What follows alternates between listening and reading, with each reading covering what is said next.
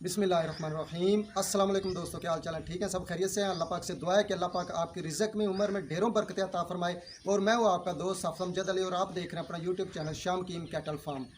आज की जो वीडियो है वो सैलेज के मतलब है। सैलेज पहले हम मक्की का तो बनाते थे, वो हर एक को पता है, न्यू फार्मर को भी, ओल्ड फार्मर को भी, जो मक्की का सैलेज बनता है। लेकिन इस दफ़ा हमने थोड़ा सा हट के एक न्यू तजर्बा किया है। पहले भी हम इस्तेमाल कर रहे हैं बनाने के बाद, लेकिन इस दफ़ा मैंने कहा कि आपके साथ थोड़ी सी और शेयरिंग कर दूं। नेपियर ग्रास का जो सैलेज हमने बनाया है कि उसका क्या रिज़ल्ट है, वो कितना निकलता है 1 एकड़ में से, और क्या वो दूध वाले जानवरों के लिए ठीक है या नहीं, और गोश्त वाले जानवरों के लिए उसकी क्या फ़ायदे हैं। तो इंशाल्लाह ताला इस वीडियो में आपको सारी इन्फॉर्मेशन मिलेगी। इस वीडियो की तरफ जाने से पहले आपसे हम्बर रिक्वेस्ट है कि जो दोस्त इस चैनल पे न्यू हैं वो इस चैनल को सब्सक्राइब करें, लाइक करें, शेयर करें और बेल आइकन को प्रेस करना मत भूलिएगा, ताकि आने वाली तमाम वीडियोस का नोटिफिकेशन आपको बर वक्त मिल सके। अगर फेसबुक पे मुझे ज्वाइन करना चाहते हैं तो फेसबुक पेज भी बना हुआ है शामकीन कैटल फार्म के नाम से ही। आप फेसबुक पेज पे भी जाके हमें ज्वाइन कर सकते हैं। तो चलते हैं आज की वीडियो की तरफ। जी अल्हम्दुलिल्लाह, ये नेपियर ग्रास की हम कटाई कर रहे हैं। नेपियर ग्रास का जो हाइट है वो तकरीबन 12 से 15 फीट हो चुकी है और ये 1 से 1.5 माह के बाद दोबारा तैयार हो जाता है। अगर खाद और पानी इसको टाइम पे देते रहें तो ये थोड़ा सा इस दफ़ा प्रॉब्लम हुई है कि ये बारिशों की वजह से ये गिर गया है। इसकी लंबाई ज़्यादा थी तो कटाई पे भी काफ़ी मुश्किल पेश आ रही थी, और जब चॉपिंग की है तो उस वक्त भी काफ़ी मुश्किलात पेश आई हैं, क्योंकि हाइट ज़्यादा होने की वजह, गिरने की वजह से ये टेढ़े हो गए थे। इसके जो टांडे थे, जो ये कमादी थी, ये इसके जो हाइट की वजह से, टेढ़ी होने की वजह से वो चॉपिंग भी मुश्किल हो रही थी और ये कटाई भी मुश्किल हो रही है।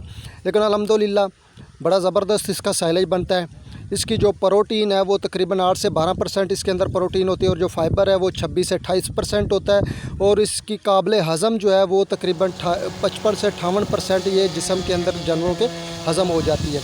और जब ये हम कुतराई कर रहे हैं तो ये आपको खुश्क नज़र आ रही होगी, ये खुश्क से हैं, यानी कि ये सब्ज़ नहीं है। तो ये इसको खुश्क हमने खुद किया हुआ है। इसका लोड बहुत ज़्यादा होता है, ट्रैक्टर पे इसका बहुत हैवी लोड होता है, और मशीन जो है वो जितना ज़्यादा लोड लेती है उतना ही ट्रैक्टर पे लोड पड़ता है, और जितना ज़्यादा हम इसको चॉपिंग स्पीड से करते हैं तो वो उतना ही लोड होता है। तो इसको खुश्क करने का मकसद ये था कि इसके अंदर पानी बहुत ज़्यादा होता है। जब सैलेज बनाते हैं तो वो ज़्यादा पानी की वजह से ख़राब भी होना शुरू हो जाता है। ये आपको खुश्क हुआ नज़र आ रहा है कि ये सब्ज़ की बजाय ये खुश्क है। इसको हमने कटाई करने के 3 से 4 दिन तक वैसे ही रखा है खेतों में, यानी कि 3-4 दिन के बाद हमने कटाई करने के 3-4 दिन बाद इसकी हमने चॉपिंग की है।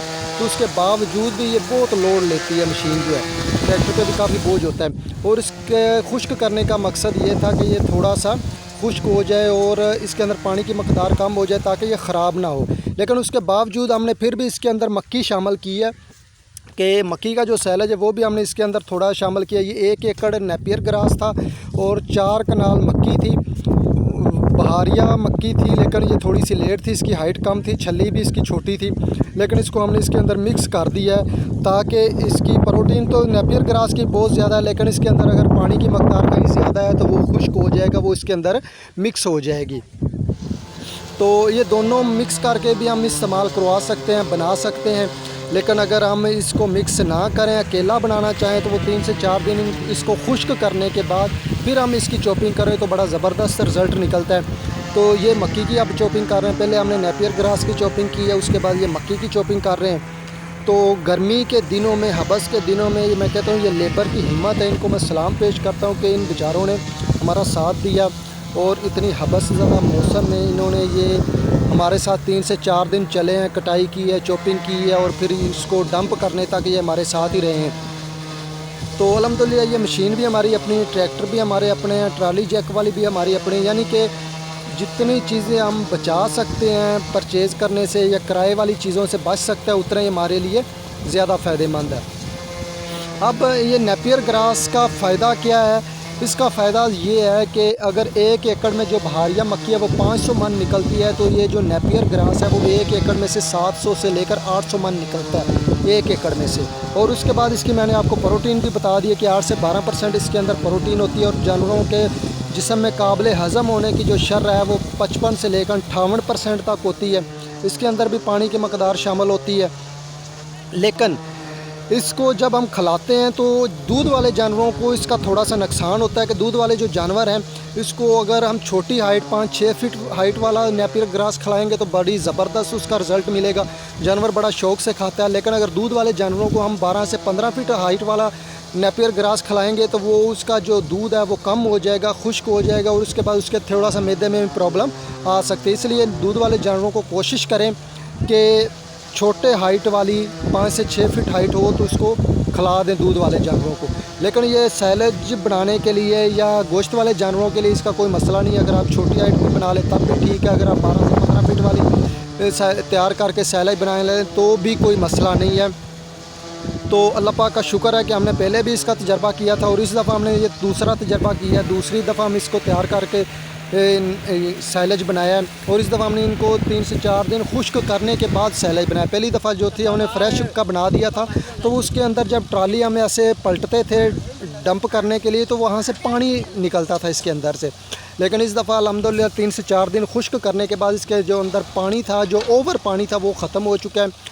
और अब ये जब हम डंप करेंगे तो उसके बाद इसको बिल्कुल ख़राब नहीं होगा। ये 40 दिन के बाद जब हम खोलेंगे तो ये बिल्कुल फ्रेश होगा। तो इसलिए मेरी आपसे रिक्वेस्ट है कि अगर आपने ये इस्तेमाल करना है तो इसको 3 से 4 दिन खुश्क करें। अगर मक्की मिल जाए साथ तो वो उसके मिक्स करके वो बनाएं सैलेज इसका। और बहुत सारे दोस्त कहते हैं जी ये फ़ायदेमंद नहीं है, लेकिन फ़ायदेमंद है। ख़राब तब नहीं होता जब हम इसको चॉपिंग अच्छी तरह करते हैं, उसके बाद इसको वो प्रेस करते हैं। ये ट्रैक्टर से हम जब प्रेस करते हैं तो इतना प्रेस करते हैं कि ये ट्रैक्टर के जो टायर हैं इसके अंदर बैठना बंद हो जाते हैं, टायरों के निशान सिर्फ रह जाते हैं और ट्रैक्टर इसके अंदर बैठता नहीं है। और उसके बाद इसका जो आखिरी मरहला होता है वो डंप करना होता है। डंप करना बहुत ज़रूरी होता है। ये डबल शापर हम करते हैं ताकि इसकी हवा बंद हो। जब हवा बंद हो जाएगी तो फिर 1 साल भी आपका पड़ा रहेगा तो ये ख़राब नहीं होगा, क्योंकि डंप करने के बाद ही इसका जो सही रिज़ल्ट मिलता है। अगर हम इसको वैसे ही इस्तेमाल करें डंप करने के बगैर तो ये ख़राब हो जाएगा। दूसरा ये है कि डंप करते वक्त जितना हम इसको कवर कर सकते हैं उतना ही फ़ायदेमंद है। तो कोशिश ये करें कि आप इसको अच्छी तरह चॉपिंग करने के बाद इसको डंप करें, इसके ऊपर मिट्टी डालें।